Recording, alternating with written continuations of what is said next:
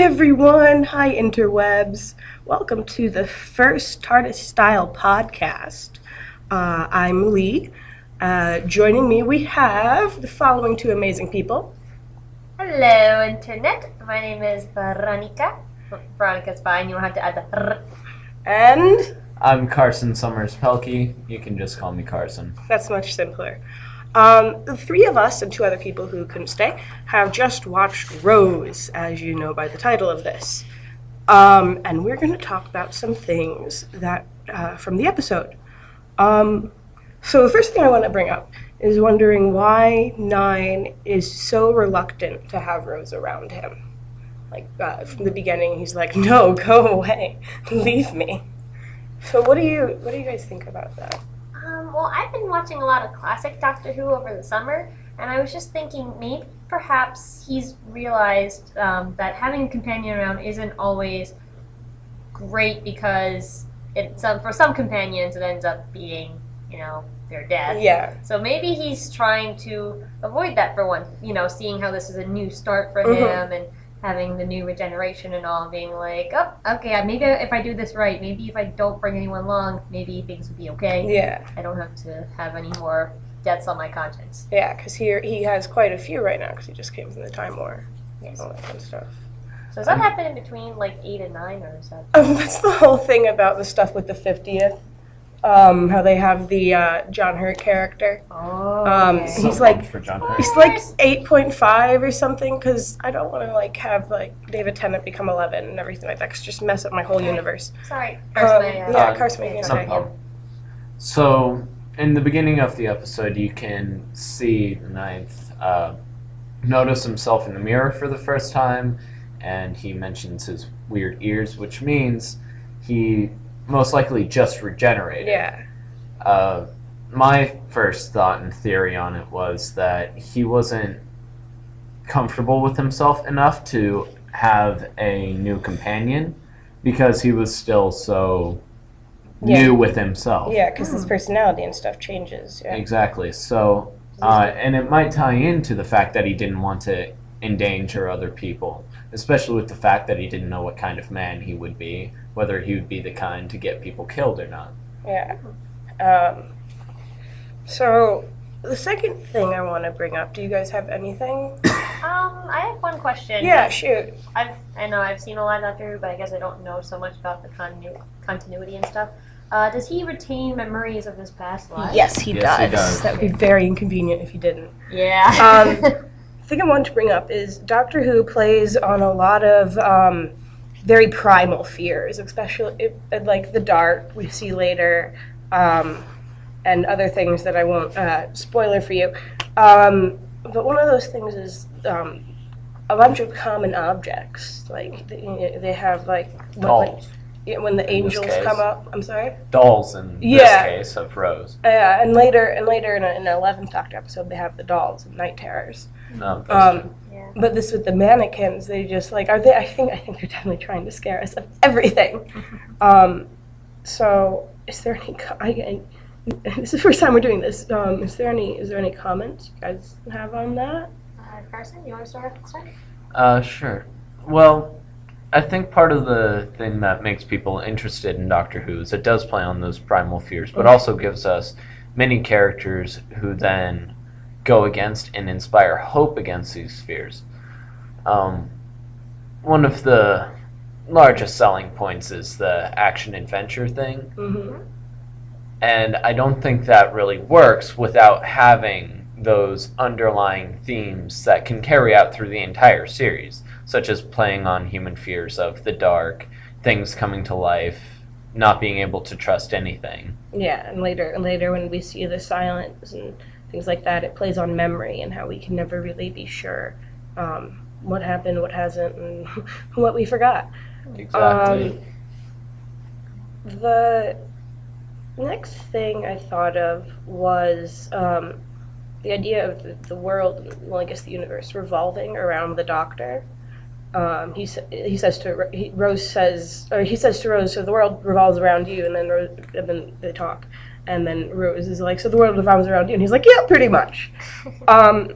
So I guess with all the causal nexus things, it definitely, I just wanted to use that word, it definitely does to a certain extent revolve around him. So, thoughts? I mean, biased, a little biased with the whole like being a fan of the show. Yes, Yeah. of course it does. My life also revolves around the Doctor, so... Well, I guess also isn't he one of the oldest beings in the universe? Like Other than the face of both. Yeah, right. After the Time War, he is. I mean, I guess so. He's like 900-ish now. At this point. Yeah. Yes. I mean, I can't explore, I don't know all the things in the universe. I guess also maybe because so many things. I'm sorry. No, you started. Go. Okay. Well, it's just he was apologizing to the consciousness Nestine thing, and he was saying, "I'm sorry, like I couldn't save them all, and couldn't save them all." He has been probably either like just a key factor in so many different events and times in space of, maybe a lot of things do revolve around him because he either started things or affected things that made them have different outcomes than they were supposed to. So just being a key factor in many, many events in time that has spanned over many, many years, probably does revolve around him in some way. Yeah. A common question people have is, why don't we see a lot of other Time Lords? And most people point towards the Time War. But they had the capacity to travel through time before that happened. So one thing that always occurred to me was that the Doctor is kind of an anomaly. He travels around a lot more, and it has a much larger hands-on approach to the universe than many of his kind used to have before they were trapped. I think there was something about the Time Lords, I can't remember what it was, old series or new series, about him breaking like the rules to not interfere and stuff. Exactly. So there was that. There's that. My brain kind of fritzed out. It's okay. Okay, it's hard to think of things on the fly. Yeah. Then we have on my handy dandy list of notes I took. The use of the Doctor's theme, which is the not like the it's the I mean I can't sing, so I apologize to anyone whose ears are about to be dead. The one that's like ooh, that one. The more mysterious one. Yeah. So the one that's not the theme song. Yeah, the one that's not the theme song, and also not Eleven's theme, because Eleven's like years away. But that main theme, which we see pop up a lot, and first appear in this one at least once. Okay. That's when she steps in the TARDIS for the first time, Rose? The first time I heard it was when he starts to walk away after they've had the conversation about how he can feel the earth and stuff. That, okay. So I guess, like Carson said, like it does have that air of mystery to it. I think it was really a production tool used to draw attention to points when the Doctor reveals something about himself. Because there was the time when he was walking away from Rose, and then the other time when I remember hearing it is when Rose enters the TARDIS, and these are two moments when Rose really learns something about the Doctor and learns how absolutely incomprehensible he really is and can be.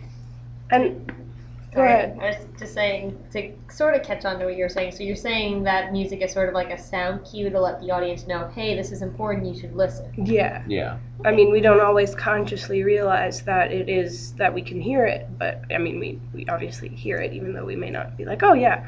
Another thing I think about it is that when you listen to the whole thing, I think it ties into the Doctor's emotions at this point, because he's all PTSD from the Time War and depressed and such.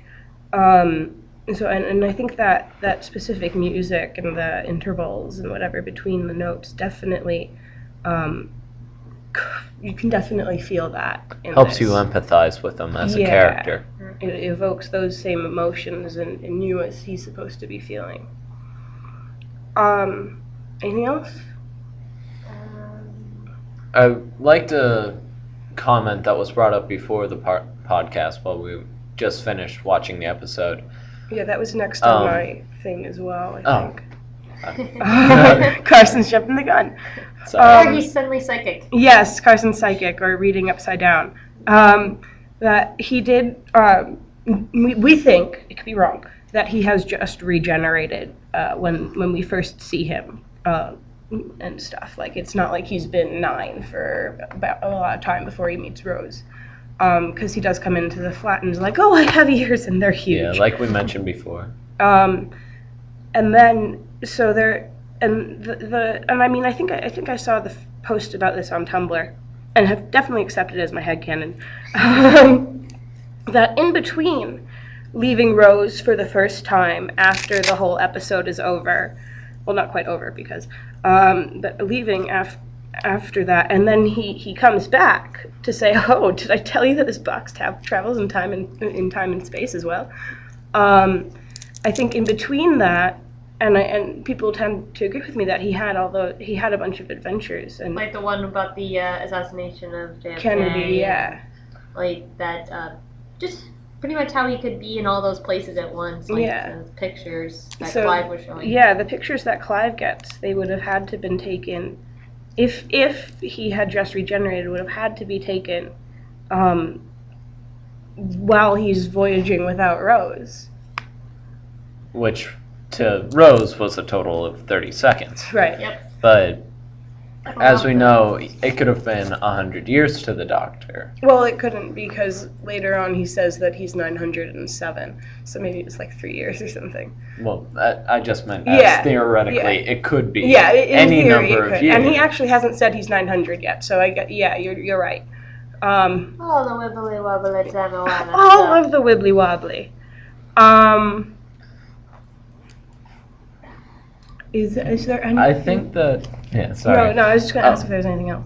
I think that this theory is supported by the fact that, of what we brought up earlier, he might have been reluctant to have Rose as his new companion in the beginning of the episode, just saying, okay, yeah, shove off, I don't really care. To where after he had some time on his own, he possibly realized he misses having a companion, learned enough about himself to be able to handle the idea of having a partner in travels again. Mm-hmm. And as we see, he obviously became emotionally stable enough. A bit more emotionally stable. Enough to start a relationship with someone, as in just a platonic. No, I think it goes much farther, but that's Tenet, and that I didn't want to go to. That is Tenet mostly, and we won't get onto that. One doctor at a time. Yeah, one doctor at a time.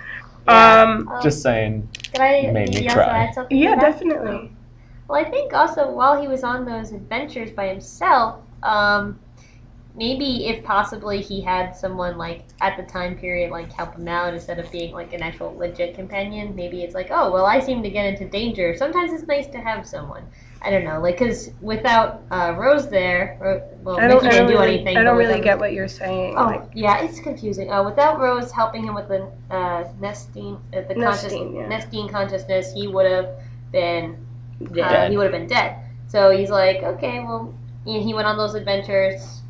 Maybe it's like he had a couple close calls. Yeah, he had a couple close calls and said, "Oh, well, maybe it's nice to have someone watch my back while this all this stuff happens." Yeah. That one blonde girl all those years ago. She was pretty cool. And that's what I was trying to say. I kind of can't explain things sometimes. No, I get it. And it's like a bit of a reoccurring theme that he can't travel alone. It comes up again with Ten and Donna, and then Rory and Amy with 11 and Clara and all that fun stuff. He just behaves differently when he's alone. He needs someone. It's kind of better for his mental health when he's with someone. He needs a hand to hold. And as we all have learned, the Doctor's mental health affects pretty much the entire universe. The entire causal nexus. So it's pretty good to have someone who's stable decide all the facts to our lives. You know. Does anyone else have anything they want to bring up? I love Doctor Who. I think we all do. Everyone to be here. I like some of the camera shots. There were some cool pans and stuff. So the cinematography, it's a new show, but it's just starting up for a new show. Not bad. I like it. It's kind of funny having watched pretty much the entire new series and a couple key episodes of the older series. It's kind of fun to go back to some of the older episodes and see how far the cinematography and CGI has come. I mean, just in the new series. I mean, it was black and white when it first aired, and now it's like, I mean, Rose wasn't shot in HD. The first one to be shot in HD was Planet of the Dead, but everything. I mean, they've the 50th is going to be in 3D, so it definitely has come a long way. Which is a testament to, I'd say, the fandom that has sprouted up all over the world, because way back when it was just a small little thing. Yeah, and the internet has definitely helped. Exactly. But now, I mean, crossing international borders and stuff. Yeah, it started in UK and now it's all the way in America, and we're eating it up like fish and chips. Like fish and chips. So is that it? Those are my thoughts. So I guess the only thing I have left to say is I feel bad for Mickey. I don't. The way that she just leaves him like that, that's another big thing, is her relationship with Mickey. Yeah, and it gets developed a lot. That gets a lot more developed in season 2. Yeah. I mean, he was willing to kind of just leave the doctor, but she was handling the whole fact that there are alien things attacking the world way better than he was. He was just kind of run away. Well, like a sane person probably would. Yeah. Well, he also has just been he's been with that fiery cauldron of plasticky stuff for quite some time now. And it was 2 talking. hours. Yeah, it was talking. Apparently, he can understand the language, and we can't, because I didn't hear anything it said. My theory with that is that it speaks telepathically. There's just some external noise, but its primary speech is in your mind. It speaks to your mind, man. Because it is the whatever consciousness. It's the Nestine consciousness. Yeah, so I always thought of it as a super intelligent mind. That's kind of like psychic. Than the great intelligence. No, we end up seeing the Ood have later on. Exactly. We won't spoiler. So I did feel bad because he just that one line. It's thanks for what? Exactly. It's ouch. I mean, even before she met the doctor, you could tell he was more way into the relationship than she was. Yeah, you could definitely she just tell kind that. of was going through the motions, and she really wasn't feeling anything. Just doing her job, hanging with her boyfriend, blah blah blah. I think that's part of the character arc with Rose, is that she's doing such mundane stuff and things like that. I think that was what I was gonna say.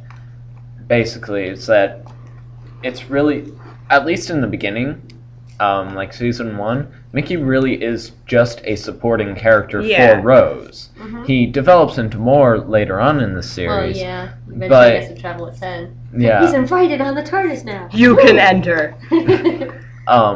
But in the beginning, he was really just a plot device to show that Rose Tyler had a very mundane life that she was unhappy with. Yeah, she likes Mickey and even loves him to an extent. Maybe.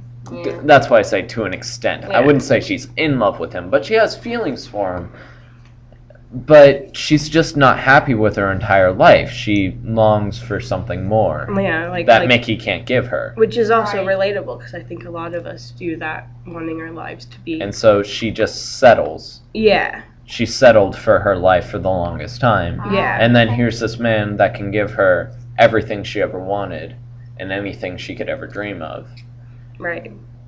Yeah, I guess I'm just noticing stuff like that right away, because I actually first started watching the series when my first episode was the end of time. That should tell you a lot. Woo, the feels.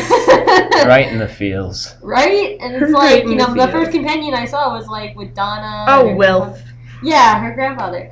But it's just I like the dynamic we're talking about the wrong doctor here. But still, I was introduced to Rose when she was, I guess you could say, OP. You know, she was really overpowered. She was like very, I don't know, knowledgeable, savvy of just the whole time travel thing. Like she was perfect. Like almost like a perfect character. Yeah, when she was like, I can Fully. do this. I got it. You Fully developed. You can go home, doctor. It's all chill. Yeah, Wait, you like, can't she go was home because like- Gallifrey burned. Yeah, I don't know. I felt like she was like way too powerful, but like I don't know, like kind of knew everything, almost like too good to be true kind of character. Well, But she does absorb the whole time vortex. Okay. That happens. But she forgets about that by that point. Yeah, that's true. Yeah, I guess I was just saying because that's how I was first introduced to her. So it was like, I'm not really feeling it. But now I guess it's good to go back and see like from the starting point, like. Hello, Blondie. Do you not see the giant red box? How did you not notice There's definitely value to going through the series again, especially with all the little like drop plot points and you're like nuances. Yeah, the little nuances. So there's definitely value to going And through I it think again. that's the moral of the story. Yes. No matter how many times you've seen Doctor Who, There's you could always always go something. back to the beginning and notice something else. Something else. Yay! That is a good sign of something well made. Yeah. Yes. So, I mean, it's my third or fourth time through most of these episodes. So I have no life. What about you guys? This. About not having no life? No. About how many No, times I've you've seen episodes. seen season 1 all the way through twice, season 2 through 3 times, and the other ones once. Okay, Veronica, you've just seen them once. I mean, that's completely I've fine. seen them only once. I've seen pretty much more than half of the Donna episodes. I've seen half of the Rory Amy episodes, kind of like pretty much. I think the first one was like the like the one with River Song and the astronaut suit and stuff. Oh, Yeah. that one? Wow. Yeah, so that was like the Silence first, in I the think, Library. Matt Smith Mm. one. I've seen them. No, you're talking about the other one. Okay. Yeah, but I did see that finally, and actually seeing it in that reverse order made me Yeah, think it's more feels. horrifying. But again, talking about wrong doctor. And then I've probably seen. Let's see. I've seen like, all the Clara ones. Clara. Clara. Clara. I Jeez. liked her. I wish she had a longer bout. I mean, she's not gone. No, but still, like, And then I've seen it was very. The climax of her character came too quickly. Yeah. But that's a discussion for Another probably day. end up being Yeah. up like next year. And We then go, I've one a seen week. like there's like this series, like this documentary series about like the old classic doctors. I think they're doing it in preparation for the 50th. Yeah. And then I've just seen like those episodes from each doctor. Yeah. Like the first doctor had that episode about the Aztecs. And Yeah, all that's a that good stuff. episode. Yeah, those were all really good. I freaking love Jamie, man. Freaking so funny. Scottish companion with a kill. That's great. Right. I mean, how could you go wrong? You can't. Men and kills. You can't go wrong. Anyway, so that's all I've seen. Yeah, so definitely Not a lot. going through it for at least for most of us a second time will definitely be interesting. Is that it? I've seen also a little bit of Martha. I also like Martha. She's Martha's cool. pretty cool. Yeah. Those are all my thoughts. Yeah, so. that's what I have too. Yeah, I think I'm pretty good too. All right. So I hope you enjoyed the first podcast. Thank you, Internet. Yeah, thank Yep. you, interwebs. Thank you. Don't We forget love yous don't forget to like us with on. all our hearts. Yeah, right. Both of them. Don't forget to like us on Facebook, follow us on Twitter, and follow us on Tumblr as well. Thank you. Oh. Bye. Bye. Good night. Bye.